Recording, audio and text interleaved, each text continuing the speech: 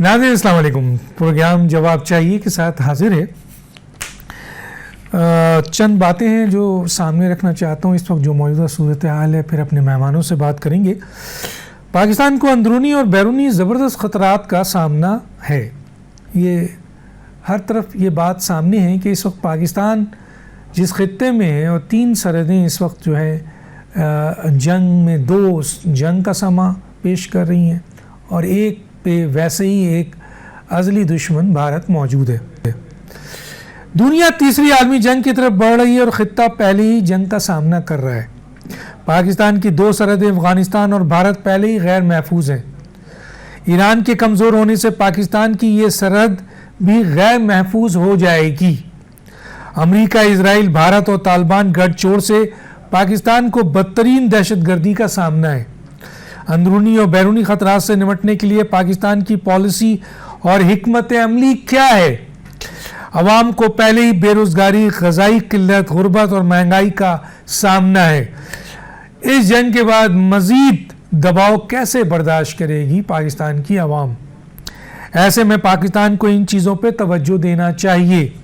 ایک مضبوط معیشت جو بہت ضروری ہے، اس کے ساتھ ساتھ ابھی جو فوری حالات ہے اس میں پاکستان کو ایندھن میں خود کفیل ہونا چاہیے. خاص طور پہ جو پیٹرول ہے، گیس ہے، LNG ہے، تیل ہے، ڈیزل ہے، اس میں پاکستان کی کیا صورتحال ہے؟ بہت ساری باتیں ہم سامنے سن رہے ہیں. اس کے ساتھ ساتھ مضبوط اور خود مختار ادارے پاکستان کو مضبوط کریں گے. قومی سلامتی کے لیے اہم پالیسیوں کی ضرورت ہے. ملک میں جسٹس یعنی انصاف کا نظام کی بہت اشد ضرورت ہے. ملک میں جاری عدم استحکام کا فوری خاتمہ ہونا چاہیے. سب سے بڑھ کر عوام کا اعتماد اور مکمل تائید حکومت کو حاصل کرنے کی ضرورت ہے. اس وقت ہم ان خطرات کے ساتھ کہاں کھڑے ہیں؟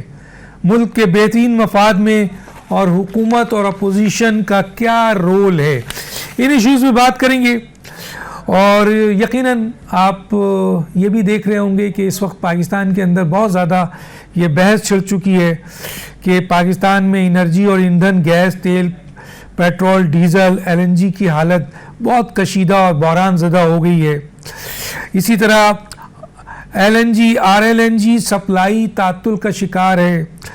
صنعتی صارفین کو گیس کی سپلائی کاٹ دی گئی ہے اور کئی پیٹرول پمپ پہ جو ہے پیٹرول اور ڈیزل جو ہے وہ کہا جا رہا ہے کہ نہیں ہے، اور کہا یہ جا رہا ہے کہ تقریباً 50% پیٹرول کی سپلائی اور 20% ڈیزل کی سپلائی بھی رک گئی. اور ایسے میں اگر یہ چیزیں کم ہوتی ہے تو یقیناً مہنگائی کا ایک طوفان برپا ہوگا جو آلریڈی پاکستان میں پہلے سے موجود ہے.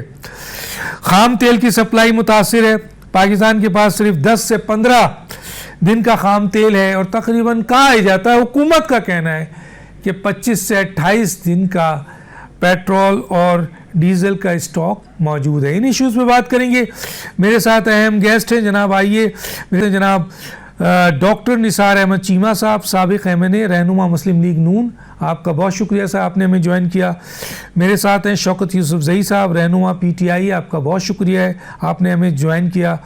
میرے ساتھ ہیں سلیم بخاری صاحب، سینئر صحافی، تجزیہ کار، آپ کا بہت شکریہ، آپ نے ہمیں جوائن کیا.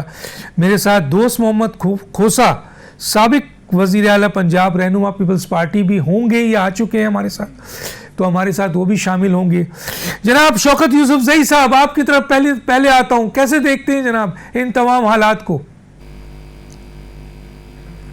بسم اللہ الرحمن، بہت شکریہ. میرے خیال سے آپ نے جو خاکہ بنایا ہے وہ بالکل حقیقت پر مبنی ہے. اس پر صورتحال یہی ہے، اور ہم تو بڑے عرصے سے ہم کہہ رہے تھے کہ جی حکومت معیشت کو فوکس نہیں کر رہی ہے، صرف ایک پارٹی کو ختم کرنے پہ پورا زور لگا رہی ہے، اور اس کی وجہ سے اپنا جو قوانین ہے اس کی بھی دھجیاں اڑا دی، جو عدالتی سسٹم ہے اس کو بھی ناکارہ کر دیا، معاشی طور پہ مزید نیچے گر رہی ہے حکومت. تو ان حالات کے اندر پھر جو مغربی اور مشرقی سرحدوں کو دیکھا جائے، اور اب جو نئی صورتحال سامنے آئی ہے خلیج، ایران امریکہ وار کی، تو یہ بہت تکلیف دہ حالات ہیں، اور ہم پہلے سے ہی دہشت گردی کا شکار ہیں. تو ہمارے لیے تو بہت زیادہ ہمیں ضرورت ہے اس بات کی کہ ہم एक कौम की तरह वो मुतहद होकर इन तमाम चीज़ों का मुकाबला करें। लेकिन यहाँ पे चूंकि जिम्मेदारी हुकूमत की बनती है, हमेशा हुकूमत जो है वो पहल करती है जब भी कोई मुश्किल हालात आते हैं। लेकिन मुझे नहीं लग रहा कि इस वक्त हुकूमत को कोई परेशानी है या कोई इस तरह की कोई फीलिंग है उनको। अंदर से हो तो हो, लेकिन बाहर से फीलिंग नहीं हो रही है। उसकी खास वजह शायद यही हो सकती है कि इनके बाहर भी एसेट्स पड़े हैं। जितने भी इस वक्त हुक्मरान हैं, इनके बाहर एसेट्स पड़े हैं। अगर इनको पाकिस्तान में न रहना पड़ा तो बाहर चले जाएंगे। तो इसलिए मेरे ख्याल से इनको ये चीजें फील नहीं हो रही। अदरवाइज तो मैं कह रहा हूँ कि अगर कोई और होता तो वो तो बड़ी मुश्किल सिचुएशन थी इस वक्त, उनको खुद फिक्र होती। लेकिन इनको देखा नॉन सीरियसनेस देखे ना कि कोई पार्लियामेंट को एतमाद में नहीं लिया जा रहा, ना मुशावरत हो रही है। तो इन हालात के अंदर मुझे तो बड़ी परेशानी हो रही है, बहुत तकलीफ भी हो रही है। क्योंकि अब आखिर मुल्क हमारा है, हम और आप लोग इसी मुल्क में रहेंगे, चाहे जैसा भी हो ये मुल्क। हम तो कहीं और जा नहीं सकते, इसलिए हमें ज्यादा फिक्र है।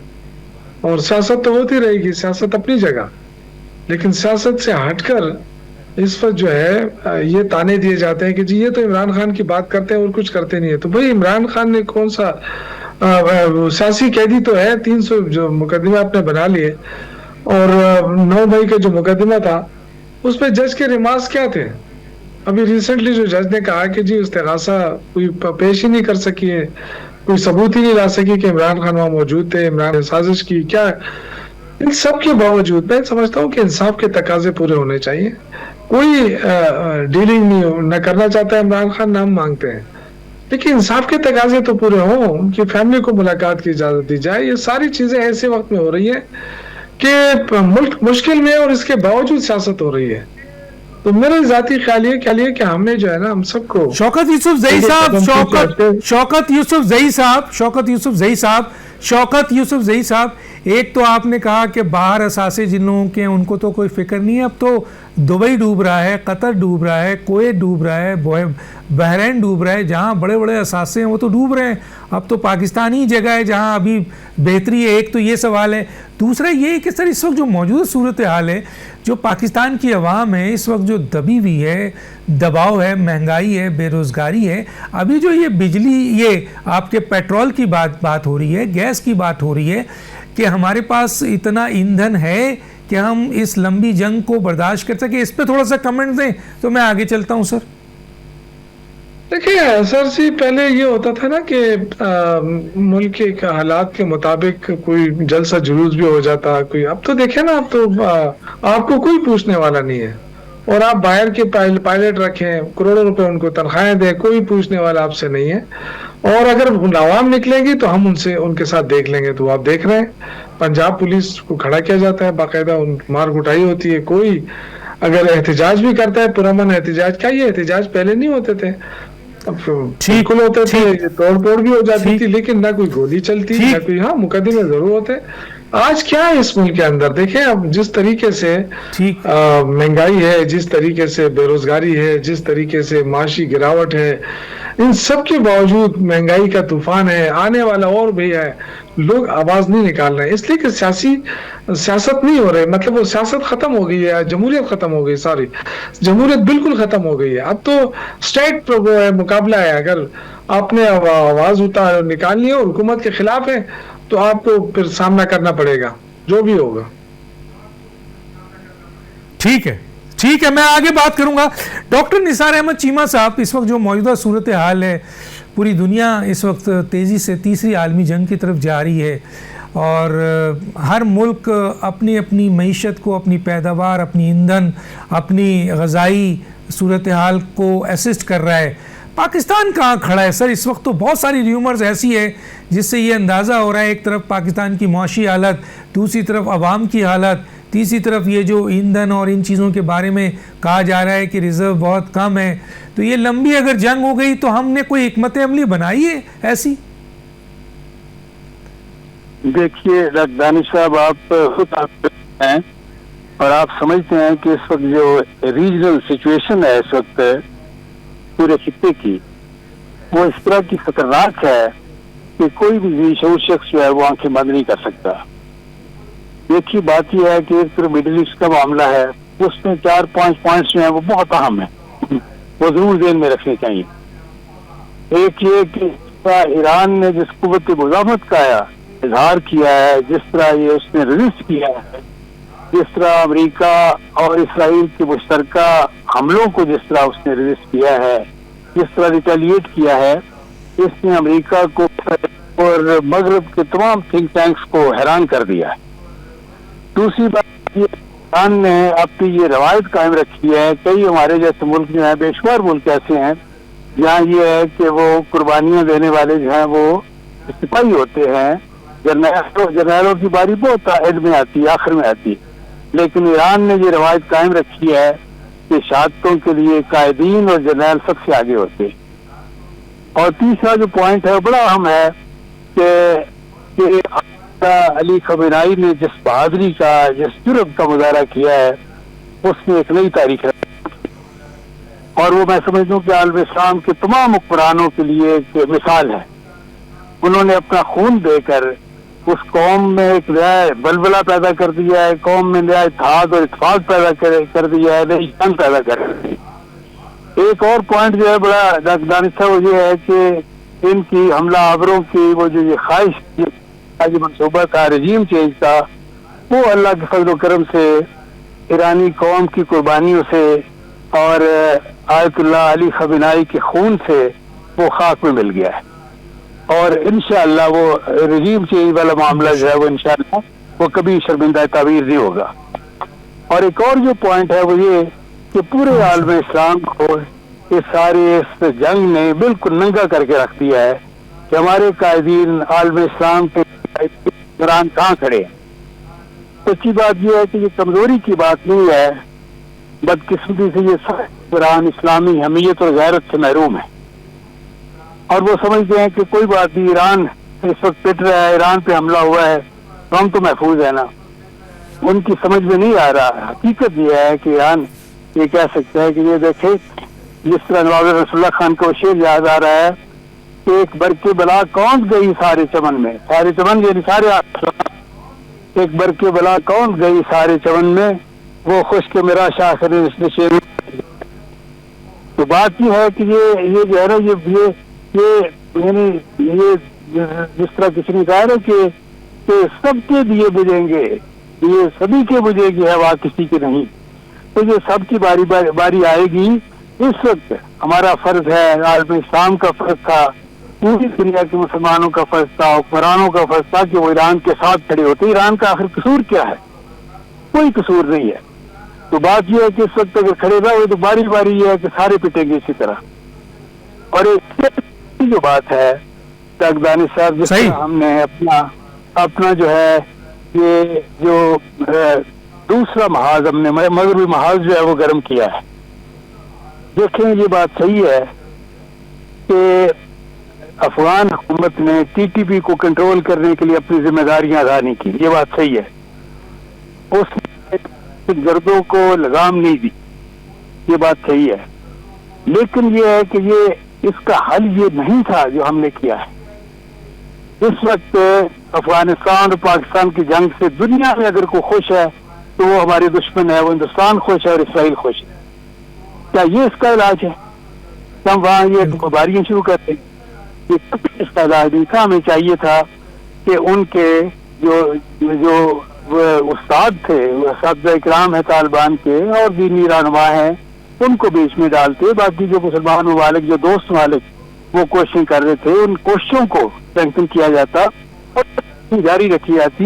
لیکن ہمیں یہ ہے کہ ان کو افغانوں کو مستقل اپنا دشمن بنانے کی کوشش نہیں کرنی چاہیے۔ اس کو یہ ہے کہ اس کو اب یہ ہے کہ جو زخم لگے ہیں ان پہ مرہم رکھنے کی ضرورت ہے۔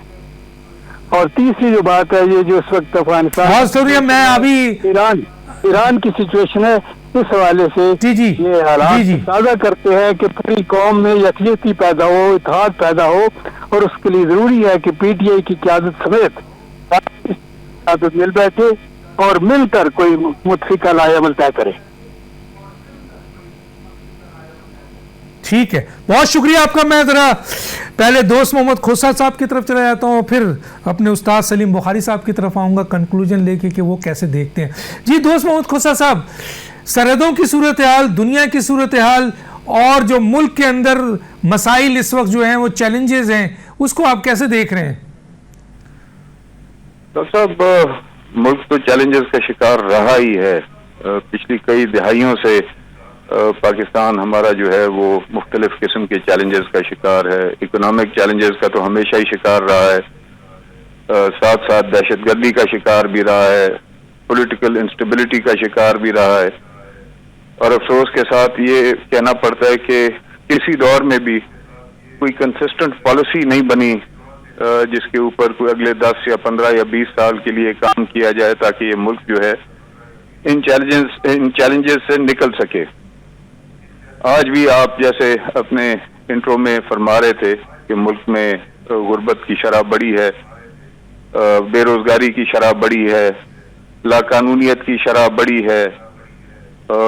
میں سمجھتا ہوں آج اس ملک کے اندر لوگوں کا جینا جو ہے وہ پہلے کی قدر اور زیادہ مشکل ہو گیا ہے. اور ساتھ ساتھ ہمیں پھر یہ بیرونی چیلنجز کا بھی سامنا ہے. اور جس طرح سے ڈاکٹر صاحب فرما رہے تھے, دیکھیں جہاں پہ جو نقائص ہیں ان کی نشاندہی ہو, وہاں پہ جو کچھ اچھے کام ہو رہے ہیں ان کی بھی ضرور نشاندہی کرنی چاہیے.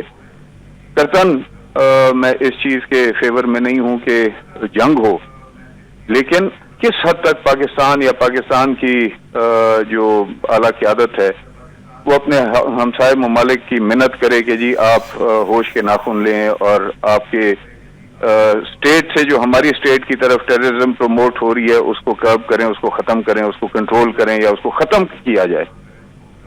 مسلسل ڈیلیگیشنز جو ہیں وہ افغانستان جاتے رہے اور وہاں کی حکومت کو جو موجودہ انٹرم حکومت ہے ان کو یہ باور کراتے رہے, لیکن انہوں نے اس پہ بالکل کان نہیں دھرے. اور آج سے کچھ عرصہ پہلے آپ ہی کے پروگرام میں نے یہ بات کی تھی کہ ہمیں مذاکرات کا دامن نہیں چھوڑنا چاہیے, مذاکرات کی طرف ہمیں ضرور پیش رفت ہماری رہنی چاہیے. لیکن جب ٹیررزم آپ کے جو ہے بڑھتی جائے, آپ نے دیکھا اسلام آباد پنڈی میں جو امام بارگاہ پہ جو واقعہ ہوا, جو سانحہ ہوا, آپ نے دیکھا جو مسلسل کے پی کے مختلف علاقوں کے اندر جس طرح سے یہ لوگ اٹیکس کر رہے ہیں, تو کیا ہم وہ اٹیکس سہتے رہیں, برداشت کرتے رہیں یا ریٹیلیٹ کریں یا اس کا جواب دیں؟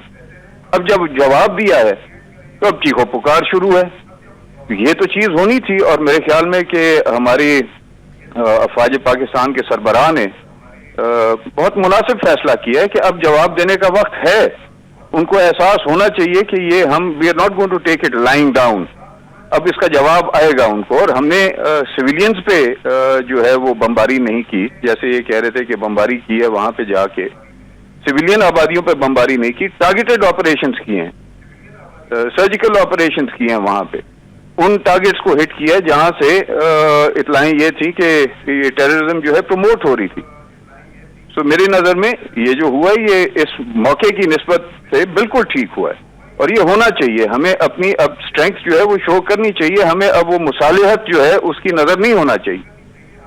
جہاں تک رہی بات ایران کی, تو یہ کسنجر کے وقت سے ڈاکٹر صاحب آپ اہل علم ہیں, آپ پڑھتے بھی ہیں, آپ کا تاریخ سے تعلق بھی ہے. ایم شور جو باقی پارٹیسپینٹس ہیں وہ بھی ضرور یہ ذوق اور شوق رکھتے ہوں گے. کسنجر کے وقت سے ایک پالیسی چلی آ رہی ہے اور وہ آج بھی امپلیمنٹ ہو رہی ہے یو ایس اور اسرائیلی گورنمنٹس کی طرف سے کہ کسی طرح سے یہ جو اسلامک کنٹریز ہیں ان کو یا تابع کیا جائے اور یا ان کو کمزور کیا جائے یا ان کو تباہ کیا جائے. اب ماں سوا چند ممالک کے, یہ جو عرب ممالک ہیں جو اپنی کنگڈمز بچانے کے یا اپنی پرنسلی اسٹیٹس کو بچانے کے لیے تابع داری میں ہیں, ان کو اس چیز کا احساس ہونا چاہیے تھا کہ جب امریکنز یہاں پہ بیسز قائم کر رہے تھے, کس کے لیے کر رہے تھے؟ اسرائیل کے لیے تو نہیں کر رہے تھے. اسی خطے کے لیے اسلام کے جو اسلامی ممالک ہیں ان کو کل کو ہٹ کرنے کے لیے خطے جو ہے وہ بیسز جو ہیں وہ قائم ہو رہی تھی. اور آج آپ دیکھ لیں جب یہ بات ہوتی ہے کہ اسلامی ممالک آپس میں ایک دوسرے کے ساتھ جنگ لڑ رہے ہیں, تو یہی نتیجہ تھا, یہی وہ چاہتے تھے کہ کل کو خود کسی نہ کسی حد پہ وڈرا کر جائیں گے اور یہ ممالک ایک دوسرے کے گلے پڑ جائیں گے کیونکہ ایک دوسرے کو ان کی بیسز کو کیونکہ ہٹ کیا جا رہا ہے. جہاں پہ امریکن بیسز قائم ہے وہاں پہ ایران ان کو ہٹ کرنے کی کوشش کر رہا ہے. یہ بات درست ہے, کہ وہ ممالک اسلامی ہیں لیکن وہاں پہ وہ بیسز جو ہیں وہ یو ایس کی ہیں, ان کو ہٹ کیا جا رہا ہے. الٹیمیٹلی آپ دیکھ لیجئے گا, اگلے دن قطر کا اور بحرین کی یہ اسٹیٹمنٹ میں نے ان کی لیڈرشپ کی سنی اور پڑھی کہ ہم مشاورت میں ہیں اور اس کا جواب دیا جائے گا. جواب کیا ہوگا؟ ریٹیلیشن ہوگی ان کی طرف سے. کس کی طرف ہوگی؟ ایران کی طرف ہوگی, یو ایس یا اسرائیل کی طرف تو نہیں ہوگی. جہاں توپوں کا رخ اس طرف ہونا چاہیے تھا جو ہمارے اسلامی ممالک کو تباہ کرنے کے درپے ہیں, ان لوگوں نے ہمیں آپس میں لڑوا دیا. ٹھیک. اب جہاں تک ایران کی بات ہے, میں سمجھتا ہوں کہ بڑی ہمت کی ہے ایرانی قوم نے کہ اپنی لیڈرشپ کے وائپ آف ہونے کے باوجود جو انہوں نے ایک بڑا زبردست سٹینڈ لیا ہے اور ریٹیلیٹ کر رہے ہیں. اللہ ان کو استقامت دے کہ وہ اپنی شناخت کے لیے, اپنی حیثیت, اپنی حیت کے لیے اور اپنے ملک کے لیے, اپنی قوم کے لیے جو ہے جو قربانیاں دی جا رہی ہیں, اللہ تعالیٰ اس میں ان کو استقامت دے اور ہمیں بھی ہوش کے ناخن دے کہ ہم بھی اس چیز کا احساس کریں, because war is knocking on our doors as well. کہ اگر ایران جو کہ اس خطے میں ان ممالک کے لیے یو ایس یا اسرائیل جیسے ممالک کے لیے ایک خطرہ بنا ہوا تھا, تو ڈاکٹر صاحب اس چیز کا احساس ہماری حکومت کو بھی ہونا چاہیے کہ وہ تو ایک ابھی انڈکلیئرڈ نیوکلیئر اسٹیٹ تھی, یعنی ڈکلیئرڈ نہیں ہے. ہم تو ڈکلیئرڈ نیوکلیئر پاور ہیں. تو یہ کیا یہ توقع نہیں کی جا سکتی کہ جب یہاں سے یہ لوگ فارغ ہوئے, خدا نہ کرے تو پھر ان کا رخ, توپوں کا رخ ہماری طرف ہوگا. سو یہ پالیسیز جو ہیں یہ ہماری پاکستان کی طرف بنانی چاہیے اپنے تحفظ کے لیے, اپنے ہمسایہ ممالک کے تحفظ کے لیے اور ان جنرل اسلامک ورلڈ کے لیے. Pakistan has a very prominent role in the Islamic states, تو اس کے لحاظ سے اپنا رول جو ہے وہ ادا کرنا چاہیے. ٹھیک ہے, میں آگے بات کروں گا آپ سے. میں ذرا سلیم بخاری صاحب کی طرف آؤں. سلیم بخاری صاحب, اوور آل کنڈیشن, سوالات آپ کے سامنے ہیں, کیسے دیکھ رہے ہیں سر سچویشن کو؟ دیکھیں, میرے سارے ساتھیوں نے جو گفتگو کی ہے وہ بڑی کمپریہنسو ہے. 2-3-4 آبزرویشنز میری ہیں, وہ میں شیئر کرنا چاہتا ہوں, بہت ضروری ہیں وہ. پہلی بات تو یہ کہ ہمارے ساتھی جو ہیں شوکت یوسفزئی صاحب, انہوں نے 2-3 باتیں ایسی کی ہیں جس کی ایکسپلینیشن بہت ضروری ہے. وہ یہ کہ انہوں نے کہا کہ کوئی مشاورت نہیں ہو رہی ہے, یہ ٹھیک نہیں ہے. مشاورت کے لیے ایک اجلاس ابھی پرسوں کی بات ہے, کل کی بات ہے, بلایا گیا تھا, اس میں دعوت بھی دی گئی تھی تمام جماعتوں کو, لیکن روایت کے عین مطابق میں دعوے سے کہہ سکتا ہوں کہ پچھلے 8 برسوں میں, جس میں ان کا 4 سال کا دور حکومت بھی شامل ہے, کوئی 13 کے قریب ان کیمرہ سیشنز ہوئے تھے نیشنل اور انٹرنیشنل ایشوز پر, جس میں افغانستان کے ساتھ جو ہمارے معاملہ جات ہیں وہ بھی تھے, انڈیا کے ساتھ جو جب وہ ابھینندن آیا تھا تب بھی تھا, انڈیا کے ساتھ جب ہماری جنگ ہوئی تب بھی تھا, اور بہت سارے ایشوز. انہوں نے خود وزیر اعظم ہوتے ہوئے بھی کبھی اس میں شرکت نہیں کی ہے. تو اس لیے یہ ایک روایت چلی آ رہی ہے which is not good, کیونکہ جب ملک کو خطرات لاحق ہوں تو پھر تقاضا ہے اس بات کا کہ جو پیٹی ایشوز ہیں, جو سیاسی ایشوز ہیں, ان کو ایک طرف رکھ دیا جائے, اور جو صورتحال پورے ملک پر طاری ہے یا طاری ہونے والی ہے اس کے ادراک کے لیے کام کرنا چاہیے. دوسری بات, انہوں نے 9 مئی کا بھی حوالہ دے دیا کہ وہ تو سب بکواس تھا, جھوٹ تھا. میں ماننے کے لیے تیار ہو جاتا اگر بانی نے خود اس کا کریڈٹ نہ لیا ہوتا. 9 مئی کو سب کچھ ہوا, 10 مئی کو سپریم کورٹ کے اندر بیٹھ کے انہوں نے کہا کہ میرے ٹائیگرز نے جو کچھ کیا وہ آپ نے دیکھ لیا, اگر آپ مجھے دوبارہ گرفتار کریں گے تو اس سے بھی بدتر ہوگا. تو اس کے بعد 9 مئی کو جو ڈسون کرنا جو ہے وہ ہماری سمجھ سے بالکل بالاتر ہے. دوسری بات یہ ہے کہ جو نثار احمد چیمہ صاحب نے کہا, یہ بالکل ٹھیک ہے کہ ساری پارٹیوں کے ایک پیج پر ہونا چاہیے, لیکن انفارچونیٹلی ہمارے ملک میں یہ روایت ہے کہ یہ خواب جو ہے وہ کبھی شرمندہ تعبیر نہیں ہوا. کبھی کوئی پارٹی غائب ہے تو کبھی کوئی پارٹی غائب ہے. یہاں تک کہ جو ہماری حکومت کی الائنس ہے اس کی بھی 2 جماعتوں کے بیچ میں بڑے بڑے شدید اختلافات جو ہیں وہ ہمارے سامنے ہیں.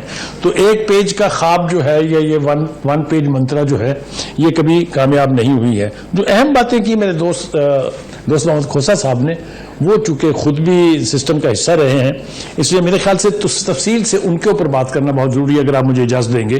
پہلی بات تو انہوں نے بالکل ٹھیک کہا کہ بات چیت کے ساتھ یہ دہشت گردی ختم ہونے والی نہیں ہے. یہ ہم نے کوئی پچھلے 13 سال سے کر کے دیکھ لی ہے.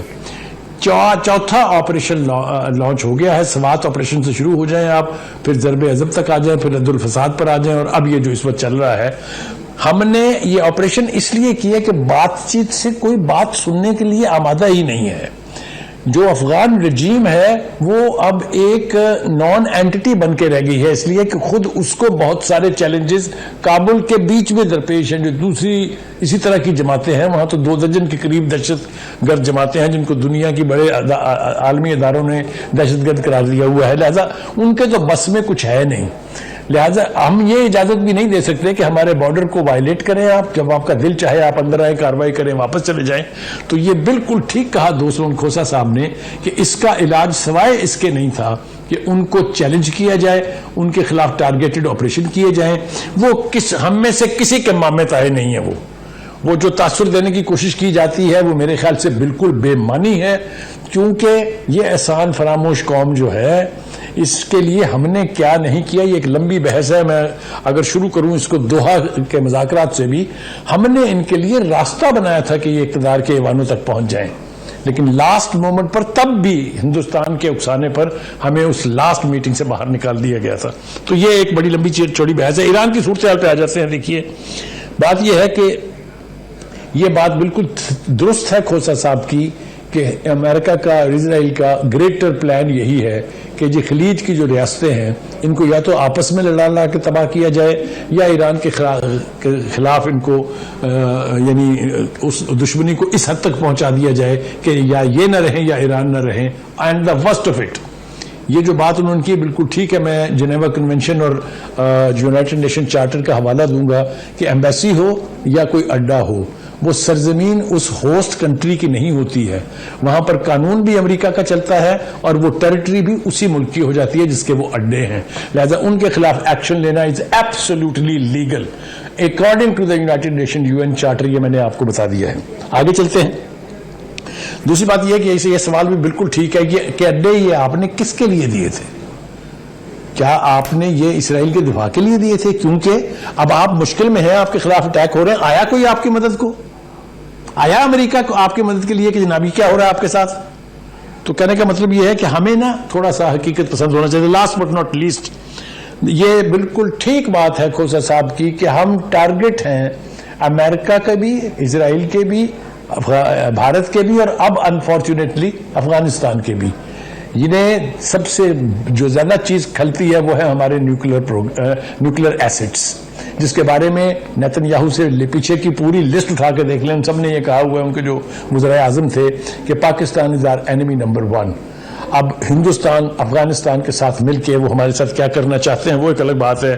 ہم ہونے دیں گے کہ نہیں ہونے دیں گے یہ بھی ایک الگ بات ہے. جی ڈاکٹر صاحب. ٹھیک ہے، بہت شکریہ. میں ایک بریک پہ جاؤں گا اور بریک کے بعد اگر کسی گیسٹ کو کسی کے اوپر اپنا پازیٹیو کمنٹس کرنا ہے وہ ضرور اپنا ایکسپلینیشن دے، لیکن چند سوالات میرے دوبارہ ہوں گے. ایک چھوٹے سے بریک پہ واپس آتے.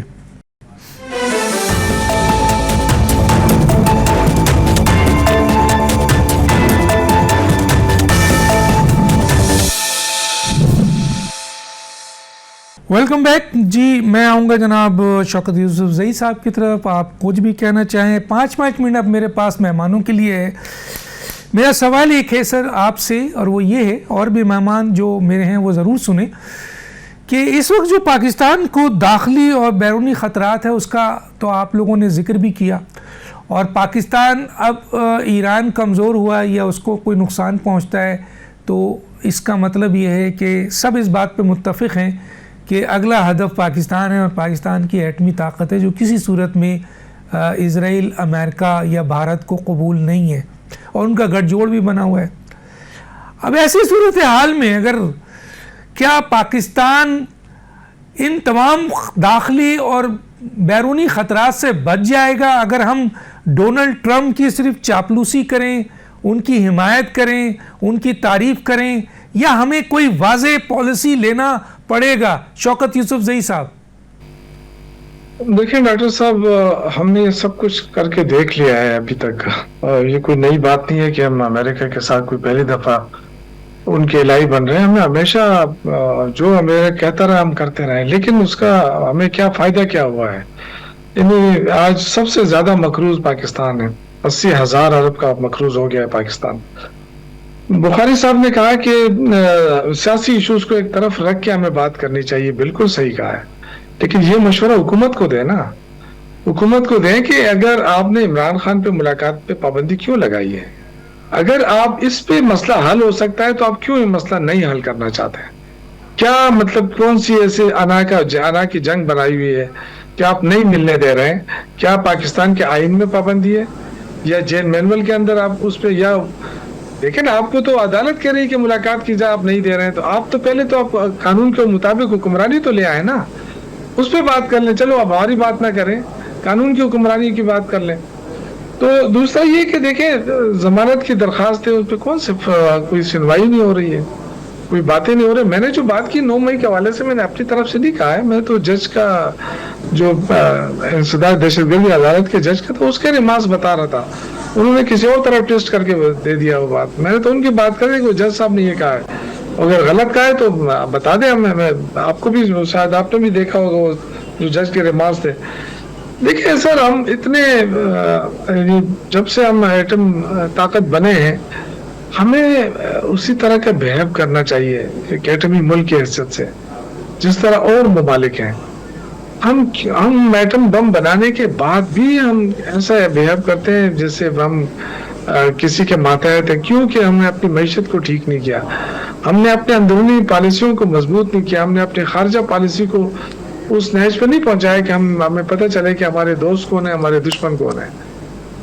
जिस अमेरिका से आज हमें खतरा है, जिस इजराइल से, उसके पीछे तो अमेरिका खड़ा है और हम अमेरिका की उस पर गीत गा रहे हैं अभी तक, जबकि जो ममालिक हमारे साथ खड़े हो सकते हैं और वो उन ममालिक को हम सानवी हैसियत दे रहे हैं। तो ये खारजा पॉलिसी की मैं बात कर रहा था कि कम से कम देखें, इंटरनेशनल जो जिन्होंने इंटरनेशनल अफेयर्स जो लोग पढ़ते हैं या पढ़ा है, वो इस बात को बेहतर तौर पे एक्सप्लेन कर सकते हैं कि हमारी क्या पॉलिसी। हम तो ईरान से गैस नहीं ले सके, हम रशिया से सस्ती गंदम नहीं खरीद सके, एनर्जी नहीं खरीद सके, सस्ती बिजली नहीं ला सके। क्यों? इसलिए कि जो अमेरिका खफा हो जाएगा, नाराज हो जाएगा। तो हमें, जब हम पे अफगानिस्तान की जंग मुसलत हो रही थी, तो यही हमें कहा गया ना कि अमेरिका नाराज हो जाएगा और हमें पत्थर की दुनिया तक पहुंचा दिया जाएगा। फिर आप मुझे बताएं कि अगर हम, इतना खौफ है हमें कि सारी दुनिया की नजरें हमारी तरफ इस तरह लगी हुई हैं और हम जो है ना भीगी बिल्ली बने, क्यों? अल्हम्दुलिल्लाह पाकिस्तान की फौज मजबूत फौज है, ताकतवर तरीन फौज पाकिस्तान की अल्हम्दुलिल्लाह। और ऐसे में हम क्यों कमजोर हैं, क्यों अल्ले तल्ले हो रहे हैं? इसलिए कि हमारे हुक्मरान जो है वो चोर करप्ट हैं। अगर ये चोर करप्ट ना होते तो बाकी तो मामलात हमारे ठीक है अल्हम्दुलिल्लाह। हमें लोग वोट नहीं देते तो हमने अदालतें अगर फैसला देती हैं तो हमने अदालतों पे 26 से 27 से और ये तरामीम लाकर उनको बाउंड कर दिया है कि आप आज़ाद फैसले नहीं कर सकते। तो मईशत को देखें तो मईशत का हम उठा नहीं सके, सिवाय कर्जों पे मुल्क चल रहा है। अपने आप के क्राइसिस इतने बढ़ते जा रहे हैं कि पहले से 150 से ज्यादा कारखाने बंद हो गए, एनर्जी क्राइसिस, गलत टैक्सेस की वजह से। आप मुल्क के सिस्टम को तो बेहतर करें ना, कहीं से तो शुरू करें कि जी यहाँ से हमने इमरान खान को हमने जेल में डाल दिया, हम ये सिस्टम इस तरह बना रहे हैं ताकि लोगों को फायदा हो। ठीक है, ठीक। 5 मिनट सबके पास है। मैं जरा निसार अहमद चीमा साहब की तरफ आऊंगा। निसार अहमद चीमा साहब, एक तो मुझे ये बताएं सर कि क्या जिस तरह से आप कह रहे हैं और फिर हम बेन-गुरियन से लेकर नेतन्याहू तक यही तकाजा सुनते हुए आ रहे हैं, तो सर ऐसे में जब हमें पता है कि भारत, अमेरिका और इजराइल का गठजोड़ है और पाकिस्तान ईरान के बाद टारगेट है, तो क्या हम जो उसकी चापलूसी खुशामद कर रहे हैं उससे अमेरिका हमें बख्श देगा, ईरान बख्श देगा, या हम भारत से? निसार चीमा साहब इस वक्त निकल गए हैं, ड्रॉप हो गए हैं लाइन। सवाल मैं ले जाता हूं अपना जनाब दोस्त मोहम्मद खोसा साहब की तरफ। दोस्त मोहम्मद खोसा साहब, दहशतगर्दी जिसकी बात आपने की, बिल्कुल सही की कि पाकिस्तान कई हज़ार सिविलियन और फौजी जवान हम खो चुके हैं और ये ज़मीन दहशतगर्दों की इस्तेमाल हो रही है अफ़गानिस्तान में। लेकिन सर, इन दहशतगर्दों के पीछे CIA की सरपरस्ती में मोसाद शामिल है, खाद शामिल है और रॉ शामिल है। सवाल ये है कि इन एजेंसीज का नाम लें तो इनके मुल्कों का नाम अमेरिका आता है, افغانستان آتا ہے, بھارت آتا ہے اور اسرائیل آتا ہے, تو ہم تو امریکہ سے اپنی دوستی بڑھا رہے ہیں اور ہمیں کچھ مل نہیں رہا ہے, صرف چاپلوسی. تو ایک طرف امریکہ ہمارے خلاف دہشت گردی کی فنڈنگ کر رہا ہے, سپورٹ کر رہا ہے اور ہمارے اندر جو ہے ہمیں کمزور کر رہا ہے, اور دوسری طرف ہم امریکہ کی تعریف کر رہے ہیں. کوئی پلاننگ نہیں, کوئی پالیسی نہیں. کیا کہیں گے سر؟ گزارش یہ ہے کہ ہم کمزور ہیں. جب آپ حکومتی سطح کی بات کرتے ہیں نا, جہاں پہ پالیسی میکنگ ہوتی ہے, آپ یہ دیکھیں کہ ضیاء الحق صاحب کے دور کے جو اثرات تھے وہ ہم نے اس کے کئی اگلے دور جو ہے اس میں ہم نے وہ بھگتائے. ابھی ملک تھوڑا بہت کوئی پولیٹیکلی یا معیشت کے حوالے سے سنبھلنے لگا تھا تو مشرف صاحب آ گئے, پھر اس کے اثرات ہم آج تک بھگتا رہے ہیں. ہم اس سے نکل ہی نہیں سکے. اور یہ انٹرونشنز جو ہوتی رہی ہیں اس دوران, پولیٹیکل انٹرونشنز جو ہوتی رہی ہیں ہمارے سیاسی میدان میں, جو انٹرونشنز ہوتی رہی ہیں تھرڈ پارٹی کی طرف سے, اس نے کس کو فائدہ پہنچایا؟ وہ ایک اور بحث ہے. اس وقت میرے خیال میں ہمیں اس بحث میں پڑھنا نہیں چاہیے. میں نے پہلے اپنی بات میں یہ عرض کیا آپ کو کہ ہمیں نیشنل سطح کے اوپر ایک کنسسٹنٹ پالیسی بنانی چاہیے تھی, بنانی چاہیے ہے. آج بھی دیر نہیں ہوئی کہ ہم اگلے 10-15 سال 20 سال کے لیے ایک پالیسی بنا لیں اور اس کے اوپر پھر من و عمل ہو, حکومتوں کی طرف سے, سیاسی حکومتوں کی طرف سے بھی, چاہے طاقتور ہوں یا کمزور ہوں, ریگارڈلیس اس چیز کی. ہماری ٹائم ٹو ٹائم پالیسیز بنتی ہیں کہ جی آج کیا ہو رہا ہے اس کے مطابق پالیسی بنا لو, کل کیا ہوگا اس کے مطابق پالیسی دیکھ لو. کنسسٹنٹ پالیسی ہماری نہیں ہے. اور جہاں تک رہی بات امریکہ کی, تو یہ تو سارا کھیل جو ہے یہ 70s سے لے کے اور آج تک اس خطے کے اندر امریکہ کھیل رہا ہے, اور ہم اس کے جو ہیں وہ پون بنے ہوئے ہیں. کبھی ضیاء الحق صاحب کی صورت میں, کبھی پرویز مشرف صاحب کی صورت میں. آج کل کا میں نہیں کہہ سکتا, یہ تو اب وقت ہی انفولڈ کرے گا کہ آج کے جو اصحاب اختیار ہیں وہ ان کا کیا رویہ, ان کی کیا پالیسی اور ان کا کیا مائنڈ سیٹ ہے. لیکن مجھے حالات اچھے نہیں لگ رہے. میں بحیثیت ایک پاکستانی, یہ میری ذاتی رائے ہے کہ ہمارے حالات ٹھیک نہیں ہیں اور ہم کوئی درست رستے پہ نہیں چل رہے. ہمیں بیلنس, آپ جب یہ کہتے ہیں کہ چاپلوسی کو آج کل کے ماحول میں کہا جاتا ہے ڈپلومیسی. اگر یہ ڈپلومیسی ہے کہ اسٹیج پہ بیٹھ کے وہ جو ایک بورڈ آف پیس بنایا گیا, اس بورڈ آف, یعنی یہ بھی ایک مذاق ہے, بورڈ آف پیس کس لیے بنایا گیا تھا؟ فلسطین کے لیے بنایا گیا تھا. کتنا امپلیمنٹ ہوا ہے اس کے ڈیسیجن, جو اگر کوئی ہوئے ہیں تو اس پہ کتنی امپلیمنٹیشن ہوئی ہے؟ وہ بورڈ آف پیس تو ایران کے لیے بھی ہونا چاہیے تھا. وہ بورڈ آف پیس جہاں دنیا میں اور کہیں مسائل چل رہے ہیں ان کے لیے بھی ان کو کام کرنا چاہیے تھا. لیکن اس کا نتیجہ کیا ہے کہ آج کشمیر, آپ کلیم کرتے ہیں, امریکہ کلیم کرتا ہے کہ جی ہم نے 48 ہائی رینکنگ آفیشلز جو ہیں ایران کے, ان کو صفحہ ہستی سے مٹا دیا. وائپ آف کا نام یہ بھی, wipe them of from the earth. And دنیا میں کوئی ایک ایسا لیڈر نہیں ہے کسی ملک کا جو یہ ان سے سوال کر سکے آپ کی حیثیت کیا ہے آج کے اس دور میں. وقت ختم ہوا چاہتا ہے. ڈاکٹر دانش کو یاد دیجیے. اللہ حافظ.